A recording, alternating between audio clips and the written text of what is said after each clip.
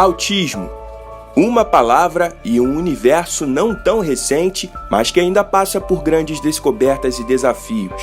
O Arthur, ele até 1 ano e 3 meses desenvolveu normalmente, ele era uma criança que interagia até bastante, mas a partir desse momento ele começou a se isolar, ele não olhava mais nos olhos e até as brincadeiras, as musiquinhas que ele fazia normalmente foram diminuindo e aquilo me chamou a atenção. De acordo com a Organização Mundial de Saúde, a OMS, em todo o Brasil existe uma média de 2 milhões de pessoas diagnosticadas com o espectro autista, fator causado por um transtorno de desenvolvimento que prejudica a capacidade de um indivíduo em se comunicar e interagir com outras pessoas. O autismo possui diferentes graus. Quem explica melhor pra gente é a musicoterapeuta Thalita Azevedo. Basicamente hoje a gente define, são 3 níveis de autismo, né?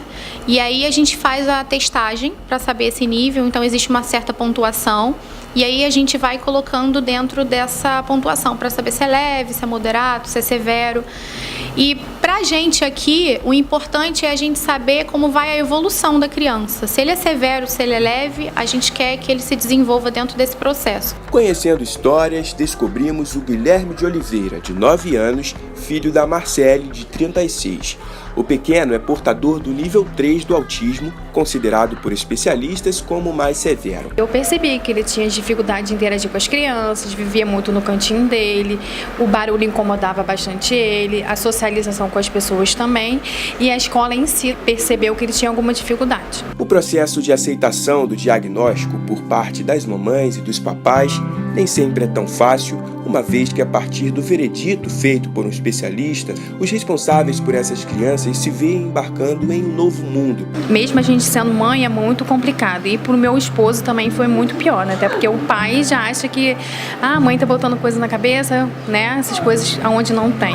É muito difícil você ter um filho especial em si, é muito complicado, até porque existe muito preconceito ainda em si, tanto numa escola, tanto nas ruas, as pessoas olham com o olhar atravessado. Isso, assim, pra gente que é mãe, incomoda muito. Existe o preconceito velado de cuidado.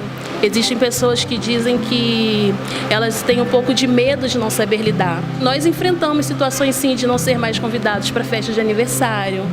Nós não somos chamados para alguns eventos. Por um tempo foi algo que até me assustou e me feriu, mas hoje não. Eu entendo que o Arthur ele tem que estar onde ele é amado. E existem muitos locais pertinhos da gente que oferecem amor de sobra. A luta por direitos dessa população tem ganhado espaço em vários locais da região metropolitana. Em 2019, muitas matrículas feitas por pais de pacientes com menos de 2 anos já foram efetuadas, o que para a evolução dos tratamentos é algo totalmente positivo, como é a condição do Arthur, de 4 anos, que tem apresentado evolução em seu quadro clínico. Ele não falava nenhuma palavra, hoje ele já fala algumas palavras, apesar de ele não conversar, mas ele sabe dizer o que ele quer, ele sabe dizer quando ele está insatisfeito, quando ele quer sair ou quando ele quer voltar para casa, isso para mim é muito bom. O Guilherme melhorou, não vou dizer 100%, que eu ainda quero mais, né? Mas o Guilherme é outra criança depois que ele entrou aqui.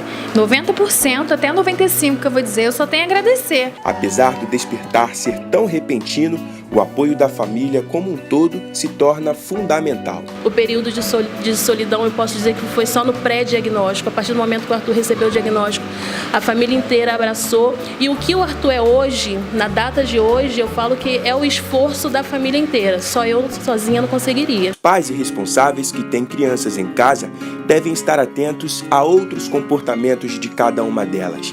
As dicas mais importantes são o atentamento à fixação do olhar do seu filho, os movimentos repetitivos e dificuldades de interação social, assim também como a sensibilidade a sons e hiperfoco. A primeira coisa é observar, né? A gente tem que observar a criança, então se você já notou alguma coisa de diferente, né?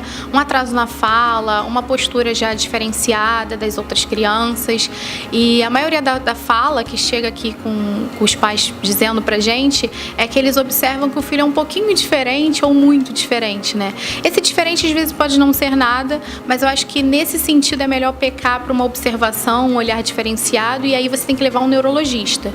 Levou o neurologista ou um pediatra do desenvolvimento, e aí ele já vai encaminhar, depois dos exames clínicos, né, ele já vai encaminhar para a equipe multidisciplinar. Apesar de todos os fatores positivos diante de novos estudos e métodos de tratamento, é sempre bom ressaltar: autismo não tem cura. O autismo não pode ter cura porque ele não é uma doença, mas ele é um transtorno, né? Então a gente trabalha para que o que aparece de sintoma nele se diminua. Então a gente teve uma colônia de férias aqui no espaço e tinham crianças autistas e crianças que não tinham diagnóstico. E eu lembro que tinha uma senhora que estava ajudando, né, na equipe, a gente a arrumar as coisas, e ela falou assim: nossa, mas eu não consigo identificar quais são os autistas. E aí eu falei assim: mas a gente trabalha para isso, para que eles estejam ali no meio da sociedade, para que um dia tenham um emprego, para que façam faculdade. Então não, o autismo não tem cura, mas para a gente trabalha para que eles estejam lá no meio, é isso que a gente trabalha. Oi?